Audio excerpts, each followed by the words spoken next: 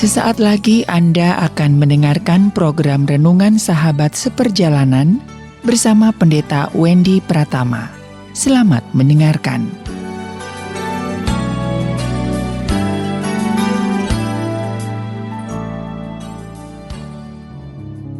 Selamat berjumpa kembali di dalam layanan audio Sahabat Seperjalanan. Hari ini adalah hari Sabtu, Happy Weekend, 8 Mei 2021.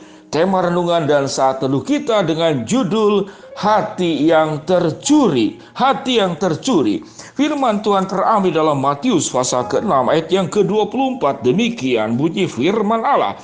Tak seorang pun dapat mengabdi kepada dua tuan, karena jika demikian ia akan membenci yang seorang dan mengasihi yang lain, atau ia akan setia kepada yang seorang dan tidak mengindahkan yang lain.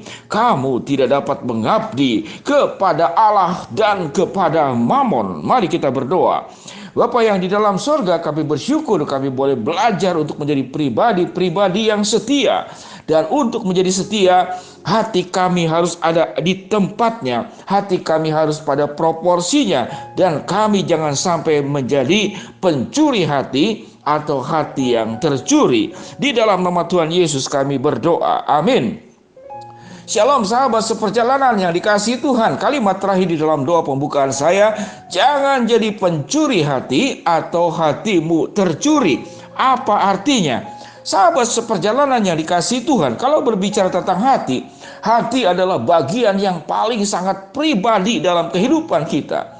Seseorang bisa memberikan sesuatu, namun sebelum dia memberikan hati, berarti pemberiannya belum totalitas. Kita bisa melakukan sesuatu kebaikan, namun tanpa hati kualitasnya jauh lebih bawah.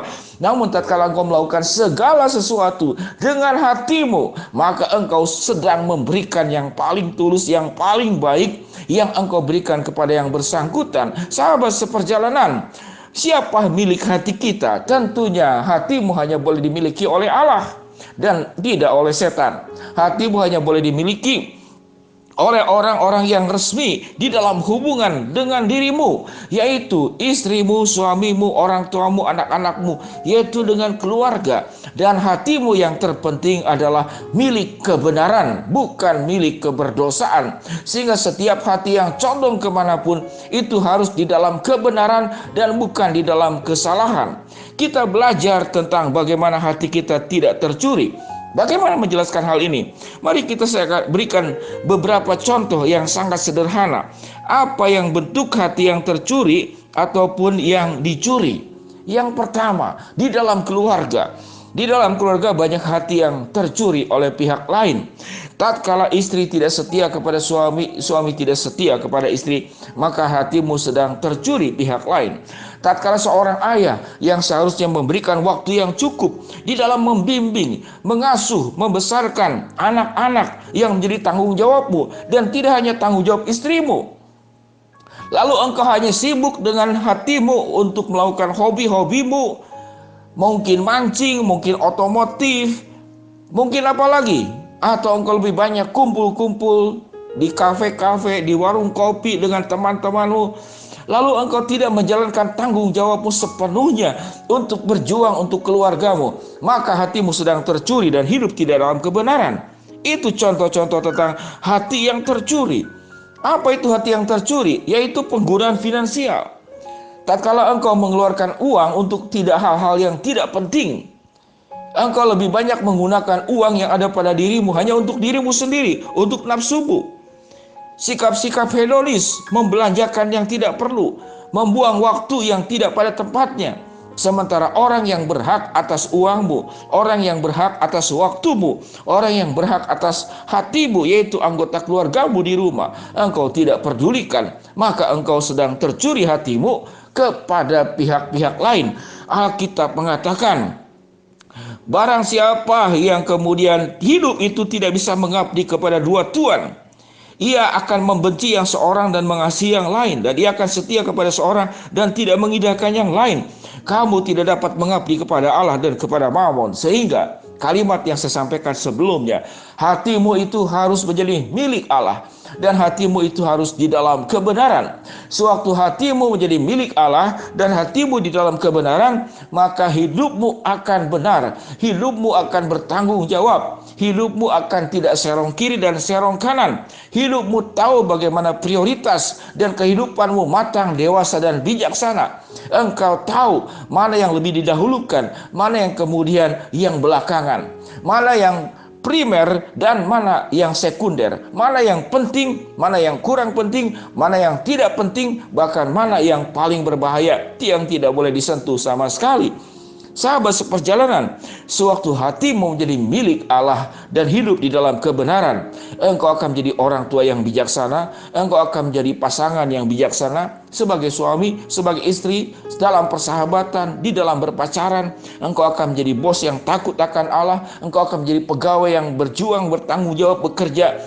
Yang utama, engkau sedang bertanggung jawab kepada Allah yang mempercayakan pekerjaan kepadamu dan bukan kepada bosmu. Engkau akan menjadi seorang guru, seorang dosen yang bagaimana kepercayaanmu sebagai seorang pengajar engkau pertanggungjawabkan kepada Allah. Engkau sebagai seorang pengusaha, engkau sedang berjuang tidak hanya untuk mencari keuntungan, namun engkau sedang menafkahi sedemikian banyak pegawai-pegawai yang ada di bawah naunganmu, dan Allah sedang mempercayakan itu kepada dirimu. Engkau sebagai profesional, sebagai dokter, sebagai akuntan publik, sebagai notaris, sebagai apa lagi, engkau sedang bekerja buat Allah. Artinya, kita boleh berkata seperti Paulus, hidup dan matiku hanya milik Allah, sehingga hatiku hanya dipautkan kepada Allah dan kepada kebenarannya. Sahabat seperjalanan yang dikasihi Tuhan, hatimu jangan sampai tercuri, dan juga engkau jangan sampai menjadi pencuri hati orang lain. Jangan merampas hak-hak orang lain, jangan mengambil sesuatu yang bukan milikmu. Itu yang firman Tuhan katakan di dalam Keluaran pasal ke-20 dari 10 hukum Tuhan. Jangan mengingini harta sesamamu, istri sesamamu, kepunyaan sesamamu, segala sesuatu yang sesamamu, dan itu bukan milikmu, itu milik orang-orang yang berhak. Sahabat seperjalanan yang dikasihi Tuhan, marilah kita menjadi pribadi yang bijaksana di dalam menggunakan waktu, menggunakan karunia, menggunakan talenta, menggunakan kesempatan. Baik-baiklah kita juga punya sikap yang bijaksana. Bagaimana kita tahu mengasihi siapa yang lebih prioritas, dan orang yang tidak berhak untuk dapatkan kasih dan perhatian kita, maka kita tidak sebagai utamakan terlebih dahulu. Jangan sampai rumah tangga orang lain kita urus, rumah tangga sendiri kita berantakan. Jangan sampai kita menasihati orang lain, namun hidup kita sendiri menyimpang ke kiri dan ke kanan. Kita tidak tahu membedakan mana tangan kiri dan tangan kanan.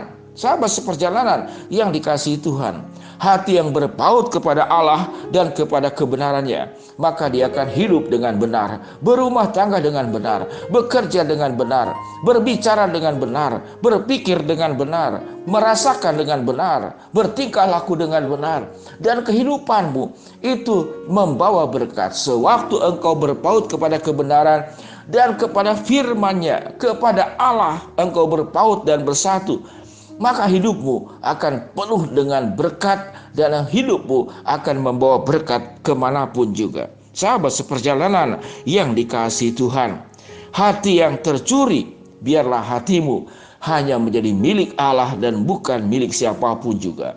Sewaktu engkau memiliki hati yang hanya berpaut dengan Allah, hidupmu akan penuh dengan keindahan.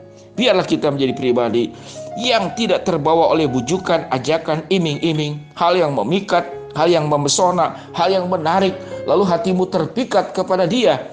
Terpikat kepada siapa? Yaitu kepada Mammon dan bukan kepada Allah. Firman Tuhan berkata, tak seorang pun dapat mengabdi kepada dua tuan, karena jika demikian ia akan membenci yang seorang dan mengasihi yang lain, atau ia akan setia kepada yang seorang dan tidak mengindahkan yang lain. Kamu tidak dapat mengabdi kepada Allah dan kepada Mammon. Jangan sampai hatimu tercuri, dan jangan juga engkau menjadi pencuri hati. Shalom, Tuhan berkati kita semua. Mari kita berdoa. Bapa yang di dalam sorga, hamba-Mu berdoa buat sahabat seperjalanan yang sedang sakit di rumah sakit ataupun di rumah. Tuhan jamah, Tuhan sembuhkan. Buat sahabat seperjalanan yang sedang menghadapi kendala, kesulitan, tantangan, rintangan, Tuhan bukakan jalan. Buat sahabat seperjalanan yang sedang memohon berharap sesuatu kepada Engkau, Tuhan kabulkan sesuai dengan waktu, rencana, dan kehendak-Mu. Di dalam nama Tuhan Yesus kami berdoa. Amin. Shalom sahabat seperjalanan. Biarlah hatimu menjadi milik Allah dan hati yang hidup dalam kebenaran. Jangan jadi pencuri hati dan jangan juga hatimu tercuri. Tuhan memberkati kita semua. Happy weekend. Amin.